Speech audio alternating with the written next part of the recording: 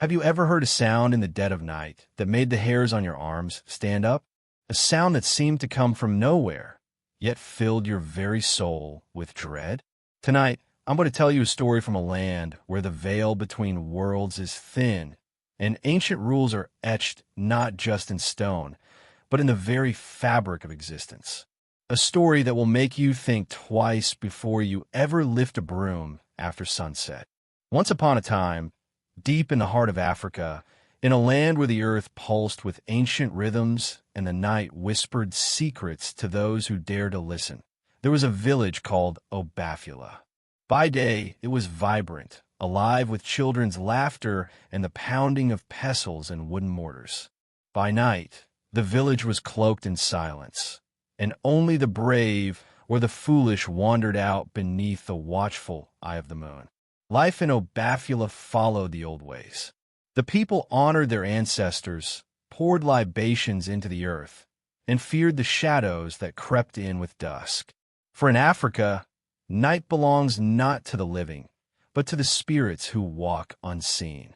In this village lived a woman named Adiku. She was respected, beautiful, and proud. Her courtyard was always spotless, her home welcoming, and her children well cared for. But Adiku had one flaw. She often mocked the old ways. "What harm is there," she would laugh, "in sweeping at night, if my compound needs cleaning? Must we live in fear of shadows?" Her neighbors would shake their heads, warning her gently. Sweeping after sunset was strictly forbidden.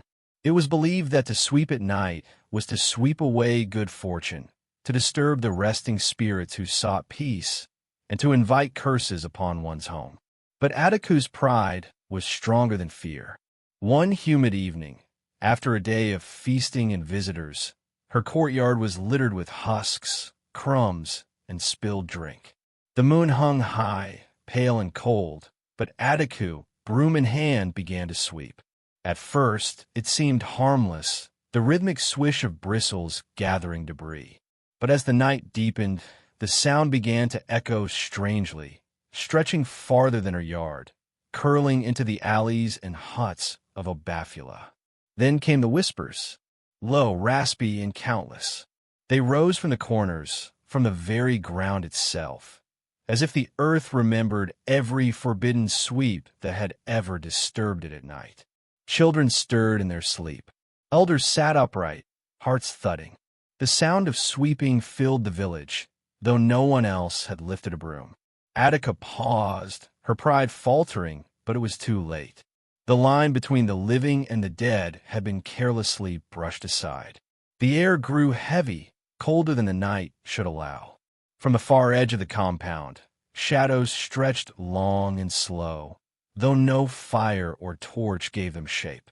The villagers, peeking through their windows, swore they saw figures rising from the earth, thin, bent, and sweeping with invisible brooms, their hollow eyes fixed on Adiku, who stood trembling but unmoving. Then, from the darkness, a towering figure emerged, taller than any man, its body woven from ash and smoke, its hands dragging a broom that screeched against the ground. With every sweep, the soil split, glowing faintly green, as if the underworld itself breathed through the cracks. Attica dropped her broom, but her hands would not obey. Some unseen, ancient force bent her body low, forced her fingers to close once more around the handle, and she swept. Not for her home, but for them. The villagers dared not intervene. Even Elder Okoye, the wisest of all, stood silent. They knew this was a primordial punishment, a reckoning so absolute that any mortal attempt to interfere would only invite shared doom. Attica's children cried out, but their voices were swallowed by the horrifying sound. Scratch, swish, scratch, swish. The relentless rhythm of the dead. The night raged on. Attica swept until her hands bled, until her knees buckled, until her eyes clouded with an unnatural, milky white. The figures swarmed her, whispering curses older than the village itself.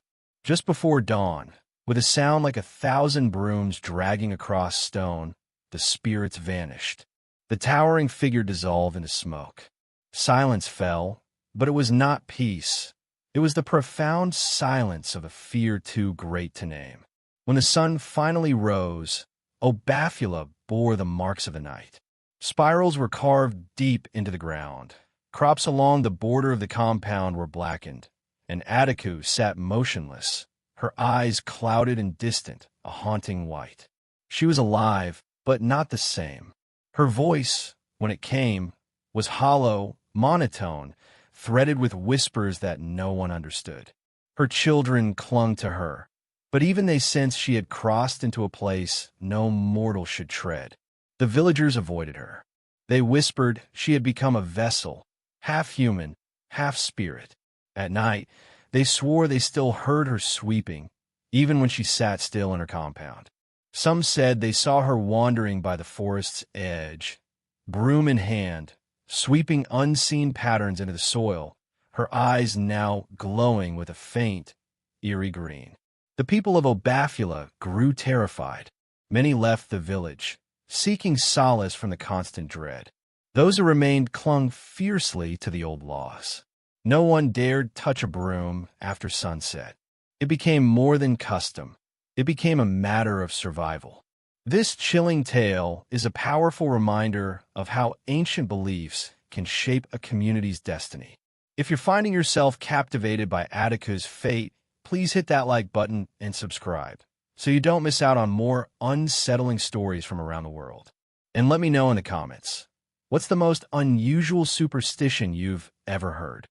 Years later, the memory of Attiku's plight hung heavy over Obafula, a constant, low thrum of unease beneath the daily life. The true horror, however, was yet to come. During a great storm, as thunder cracked and rain lashed the village, the sweeping returned, louder than ever. The people huddled inside, trembling, as Attiku, broom once more in hand, walked into the raging storm, sweeping the thick mud. Lightning revealed her surrounded by countless spirits, their hollow eyes glowing green, all sweeping with her in an infernal ballet. With the next deafening crash of thunder, she was gone. Only her broom remained, bristles buried in the soaked earth, pointing toward the dark, hungry forest.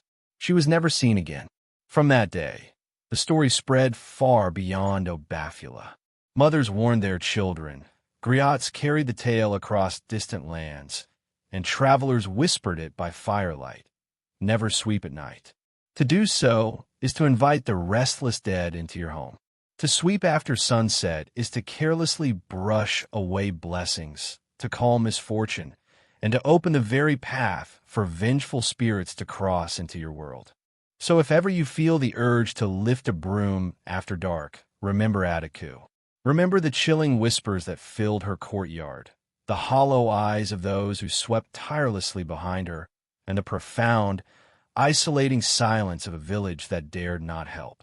Night belongs to the dead, and those who sweep in defiance may find themselves sweeping forever, beside the spirits who wait patiently in the dark. Scratch, swish, scratch, swish. And so I ask you, dear listener, if you heard that faint, rhythmic sound of sweeping outside your window tonight, would you dare look, or would you pray it passes your door? Share this story with someone who loves a good chill, and let me know your thoughts in the comments below. Until next time, stay safe, and remember, some rules are made to be kept.